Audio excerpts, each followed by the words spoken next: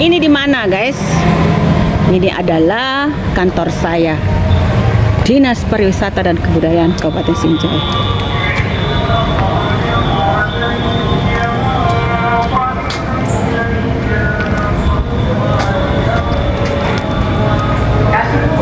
Iya, sama-sama, Dek.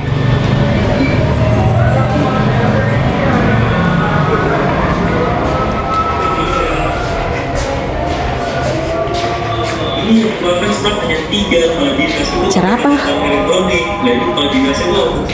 Desa wisata lagi? Mau tanda tangan aja gitu. Kadang-kadang kan auditor itu kok males banget bilang gitu.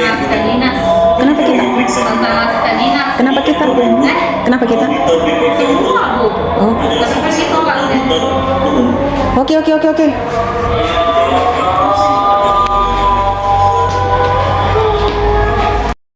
Judulnya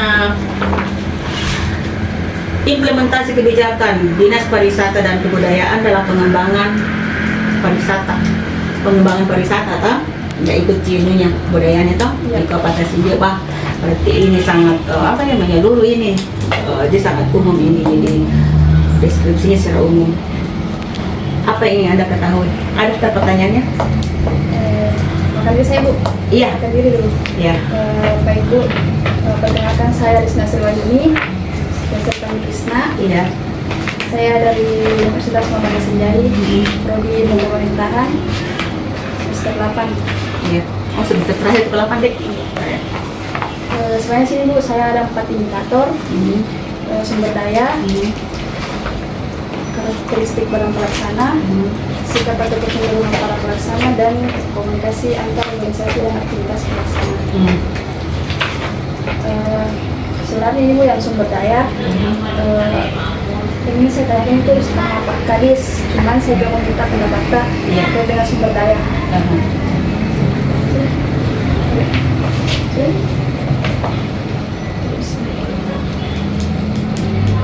Ini sumber daya manusia.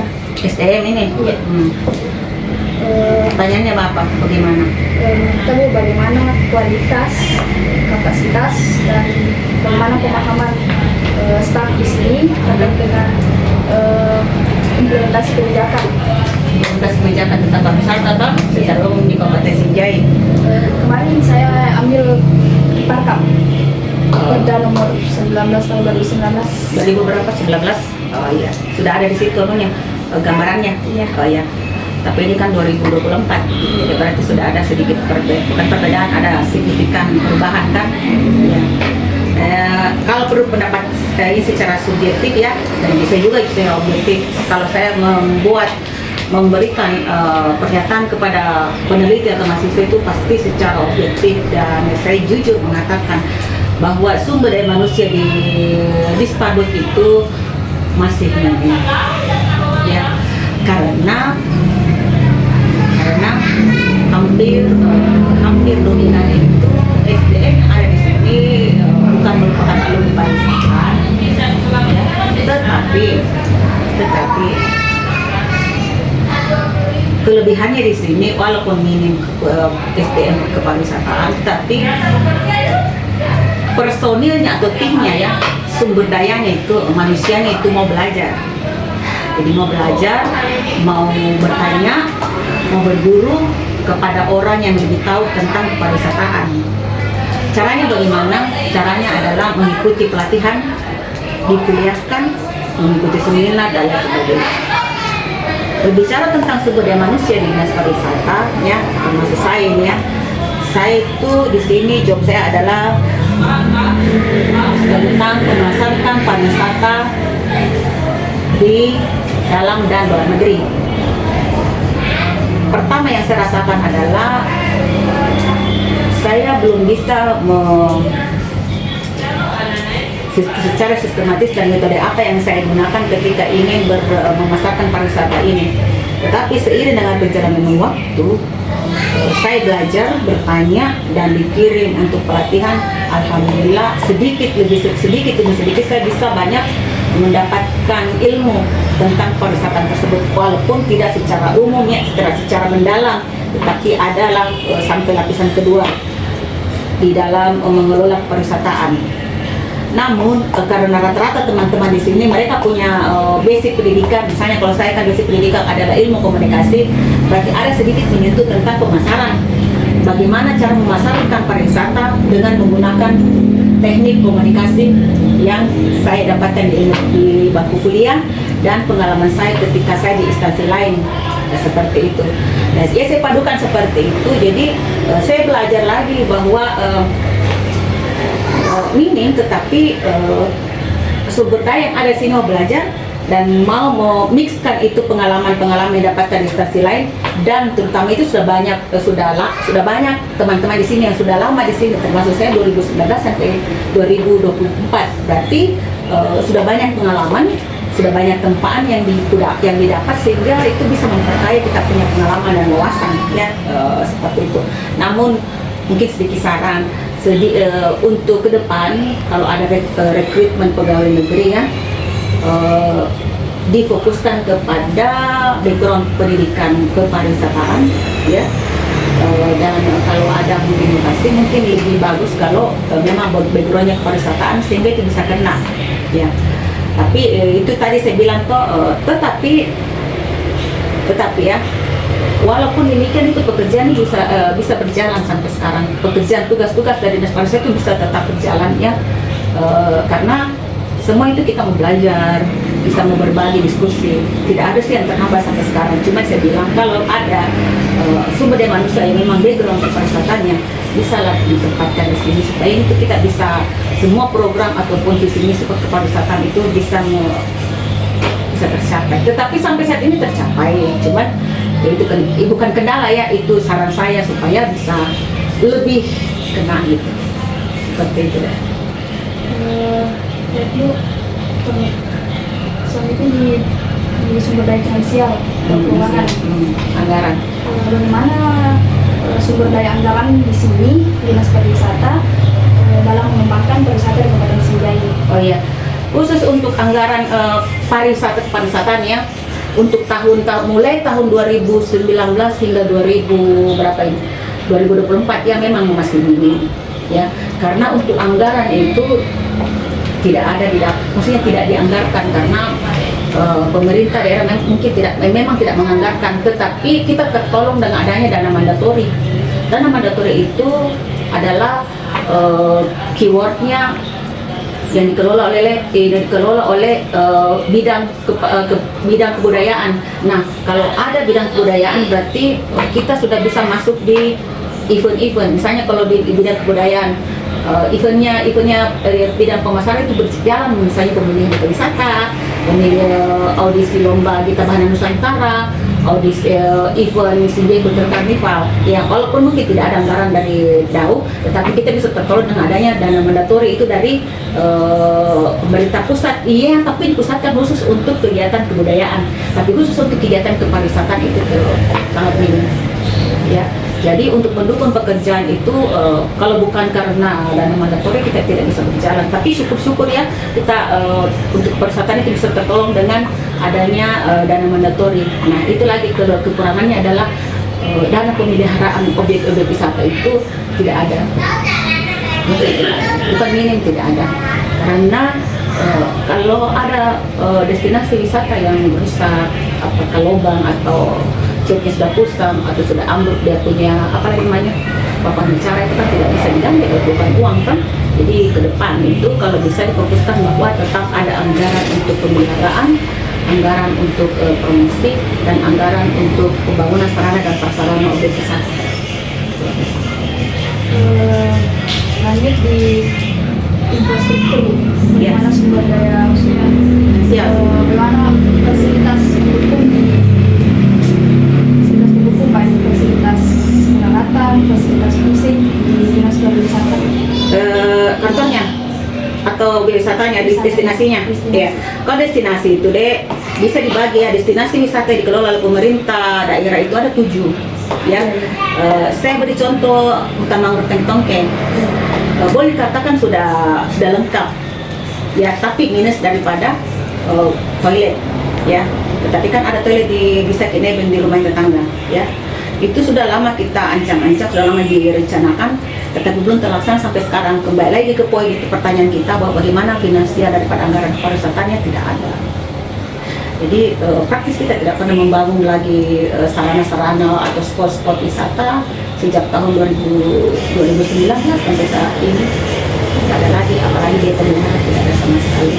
Tetapi kita tetap menerima kunjungan wisatawan dengan memanfaatkan potensi yang ada, ya itu catatannya ya, dengan memanfaatkan potensi yang ada, ya dengan memanfaatkan potensi yang ada. Artinya dia memaksimalkan potensi yang ada. Itu yang karakteristik badan pelaksana. Bagaimana sikapnya para pelaksana kebijakan ini dalam pengembangan pariwisata di Indonesia? Siapa pelaksana kebijakan, Pak Kadis? Nah, itu yang saya mau tanyakan juga, Bu, siapa para pelaksana dalam kalau kebijakan, kalau ini kan saya adalah Kabid Pemasaran. Kalau kebijakan masalah pemasaran pariwisata terhubung terkait dengan pengelolaan sumber daya manusia dan sumber daya alam itu, ya pasti kita tergantung sama yang namanya penganggaran. Tetapi alhamdulillah saya tertolong dengan adanya dana mandatori, jadi bisa jalan saya punya event-event. Namun itu saya masih mengharapkan ada dana operasional, ada dukungan sumber daya manusia yang handal, ya seperti itu. Karena jelas saya tidak bisa bekerja tanpa orang-orang yang membantu saya mendukung dalam yang bisa fotografer, yang bisa videografi, yang bisa bikin animasi dan lain sebagainya. Jadi kita perlu itu kan, dan perlu memanfaatkan teknologi informasi yang lebih baik lagi. Nah, tetapi di balik itu kita punya kelebihan bahwa staf yang ada, pegawai yang ada ya, itu dia bisa memaksimalkan potensinya, ya potensinya. Artinya gini, dia punya bakat dan minat di bidang apalagi di bidang desain blender dan sebagainya, itu kita itu bisa manfaatkan. Artinya kita bisa mempertajam dia punya keahlian, sehingga boleh dikata bahwa mereka itu mau belajar sehingga apa yang kita butuhkan itu bisa terpenuhi, meskipun mungkin tidak terlalu sempurna, tetapi bisa, karena bisa dimaksimalkan. Jadi tadi Bu, siapa saja pelaksana kebijakan itu? Kalau di bidang pemasaran itu kan banyak teman-teman saya membantu, misalnya di bidang pengumpulan penerimaan PAD, terus adalah publikasi dan informasi promosi pariwisata, serta kerjasama dengan lembaga. Ya, kalau lembaganya itu ada masyarakat sana wisata, ada Pokdarwis, ada Disputpar provinsi, ada Kementerian Pariwisata dan Ekraf, dan semua OPD yang ada. Hampir semua OPD yang ada kita pelimita, serta OPD-OPD lain yang baik itu yang eksternal maupun internal. Polisian ya mereka juga kita punya stok program. Setelah mengetahui bagaimana siapa saja pelaksananya, terus bagaimana pemahaman tentang kebijakan itu dari mereka paham. Iya, mereka sangat paham apa yang dilakukan. Jadi ketika saya kasih instruksi, mereka langsung paham, karena itu kan boleh dikata itu sudah lama mereka kerjakan. Walaupun sudah lama, tetapi ada hal-hal baru dijelaskan, mereka sudah bisa menerima dan tugasnya bagus. Ya. Terus bagaimana sikapnya itu Bu, penerimaan dan sikap penolakannya dari para pelaksana, misalnya sikap penerimaannya? Kalau begini, kalau dikasih instruksi atau dikasih arahan atau perintah itu mereka menerima sepanjang itu mereka punya job.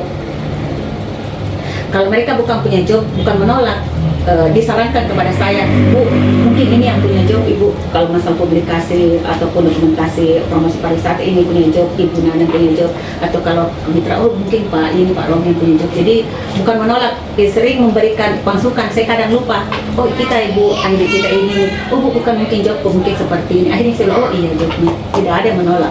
Dan akhirnya yang setelah itu mereka berjalan seperti apa yang saya inginkan berjalan. Cuman saya kadang bingung, yang mana ya ini punya job. Ternyata mereka tidak menolak, tetapi dia lebih kepada memberikan saya masukan, Bu, ini Bu, masuk di jobnya ini gitu. Pada saatnya mereka bekerja dengan baik. Bu, kan tadi sudah ditahu siapa saja pihak-pihak. Ya. Terus bagaimana koordinasi dan komunikasi di antara pihak-pihak yang terlibat dari pengimplementasian kebijakan itu. Di dalam internal ini dah, internal sangat bagus.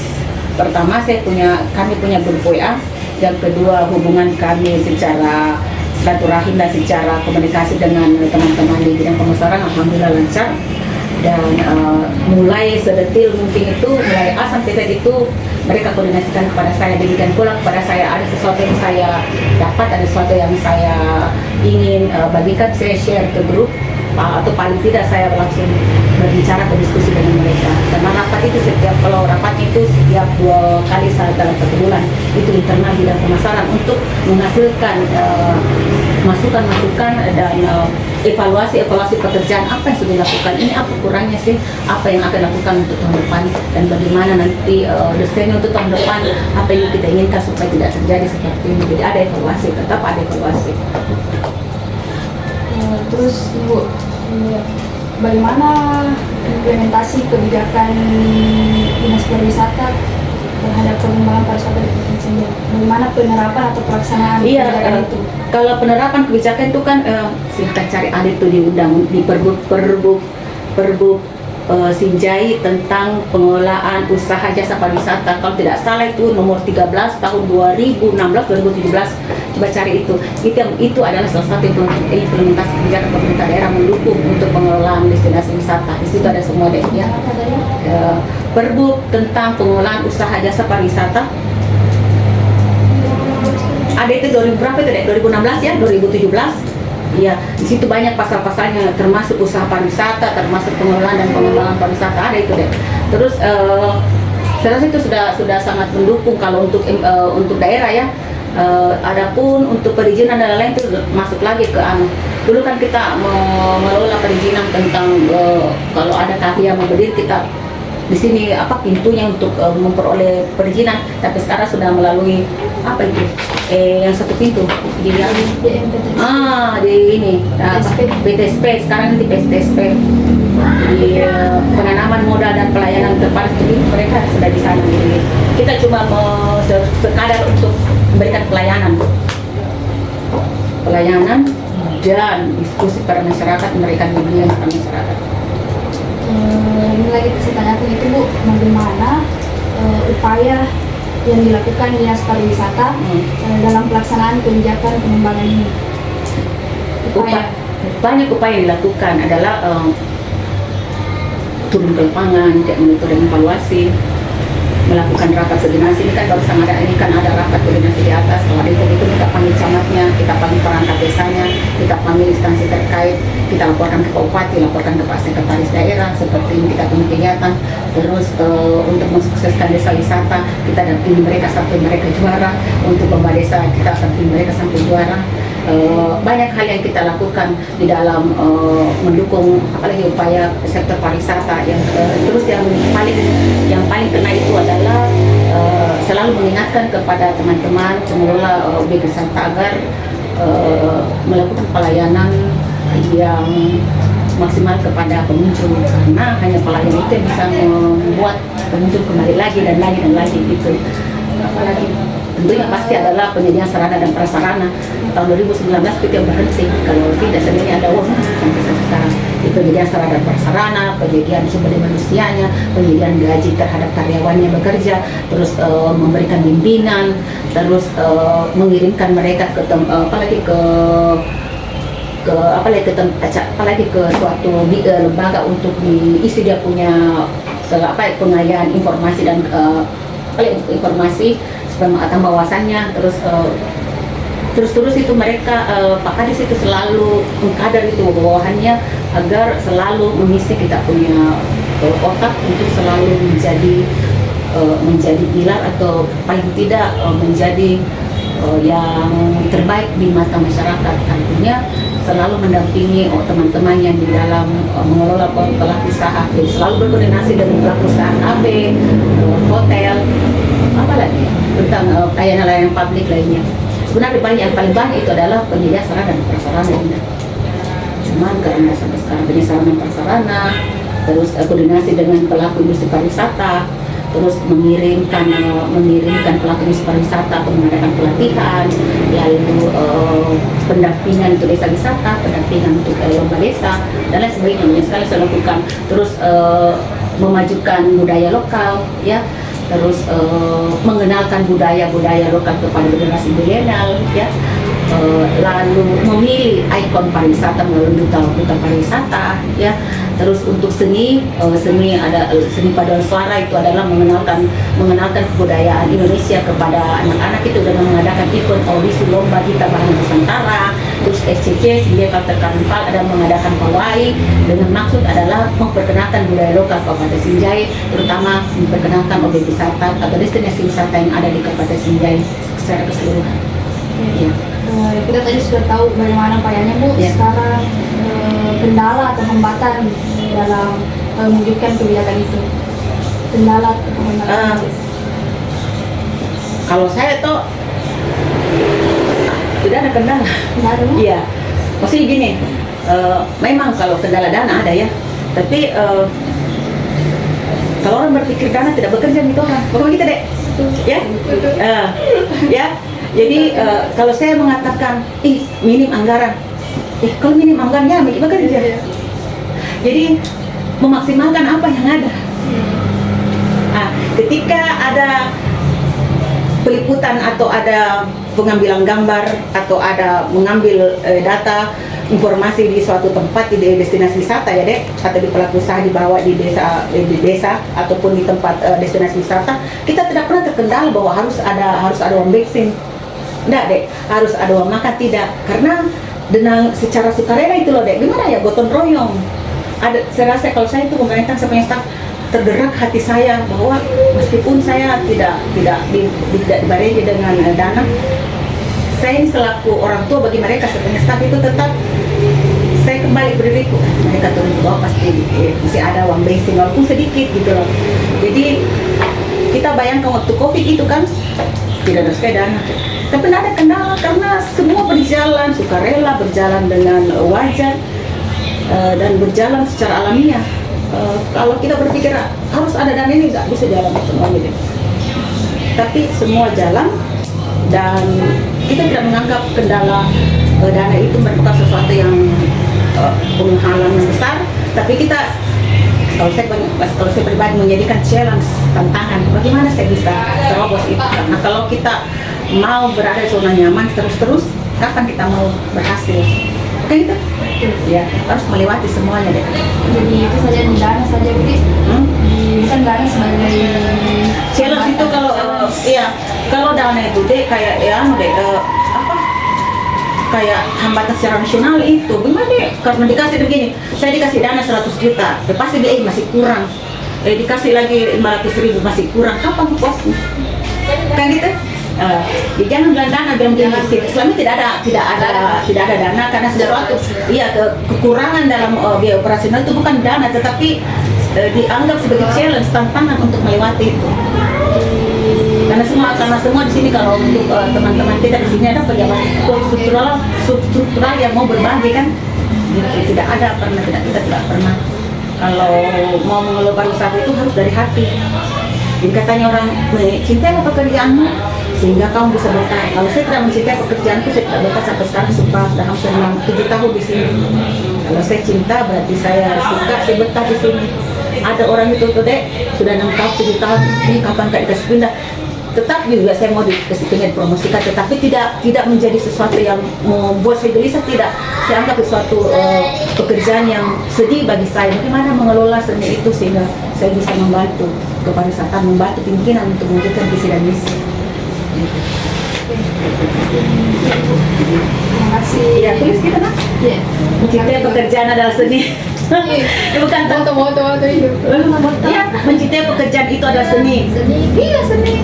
Kalau kita mau terhambat, minimnya anggaran, dikasih anggaran 100 juta, tidak puas, kita tidak puas. Sekali jalan dikasih anggaran, karena pasti jalan juga pekerjaan. Tidak ada motor yang buat aku, kasih pinjam motor yang buat aku. Tidak ada bensinnya, kan ada aku kasih bensin full sebelum berangkat, katakan terpakai itu. Paling tidak mereka pakai tongkeng, kasih borong. Berapa sih, 40.000 kan? Untuk negara ya? Bukan begitu? ada TPP ya. Jadi nanti baca popati udah mengeluh tidak mengeluh. Selama ini iya betul orang mengatakan kan itu nah ini umum. Mau promosikan juga dia bilang pemasaran ini tapi kering, kan? Bagaimana nih keringnya saya nih sampai 7 tahun, tapi tidak pernah tahu gini. Maksudnya gini, saya enjoy gitu menjalaninya, enjoy. Bahkan pekerjaan saya lebih cepat selesai daripada yang lain. Kan tidak ada saya punya beban. Menikmati hidup, menikmati pekerjaan, mencintai pekerjaan. Orang pergi di sana, orang pergi di tempat wisata, ini pergi belanja, ya. Iya, apalagi pimpinan membantu. Kalau orang mau pergi tempat wisata, ada mobilnya, mobil dinasnya Pak Kadis, ikut juga, kan nggak beli bensin. Iya, paling-paling Pak Kadis yang beli bensin, turun ke orang makan, bukan kita traktir kita, Pak Kadis yang traktir artinya gimana nih? Pokoknya enjoy saja, nikmati pekerjaan, semuanya beres insya Allah. Gitu. Mencintai pekerjaan harus ini. Moto ya elah sih. Astagfirullah. Elsa ditanya begitu sana ya. Dia tanya, Bu bagaimana ini ke dalam? Aduh, saya bilang ke dalam lagi. 7 tahun di sini pemasaran selalunya dana, jangan deh. Jadikan challenge saja, berkah saja hidup berkah. Mau kak ambil di mana uang kau dikasih uang orang? Saya jadikan berkah saja. Karena jadi pekerjaan itu juga. Karena bukannya saya membangun jembatan, bukannya saya membangun tugu, bukan gitu. Pakai internet kan gratis, internet pakai saja mengupload internet kan gratis semua. Kecuali kalau konten-konten yang membutuhkan sumber daya manusia kan ada sumber daya manusia pelengkap di atas. Meskipun itu tidak maksimal kan bisa diperdayakan semua jalan. Gimana bisa diadu nah? Ada sini mahasiswa UNEM toh dari S2. Bu, saya nggak lihat kamu ya Bu TikToknya di Spark dari kesiji gimana kak? Lihat situ ya. Bu. Kita tahu ada kan? Bilang ada itu bilang Bu tidak ada TikTok. Karena kan ya memang betul Kak TikTok sekarang itu TikTok segmentasi pasar yang sangat bagus tuh deh. Jadi memang Pak Kadis menyarankan saya sudah lama tetapi begitu tekad nah TikTok gampang 1 menit real sudah jadi minta alhamdulillah ada. Apalagi YouTube ada, silakan follow. Ayo pasti jadi 500 saya punya lebih banyak saya punya subscriber ayo bertambah terus sudah dulu Sudah sih konten tahu. bertambah terus tak dan apa yang bertambah kayak gitu berkata mencintai pekerjaan kan ikhlas orang bekerja dinda.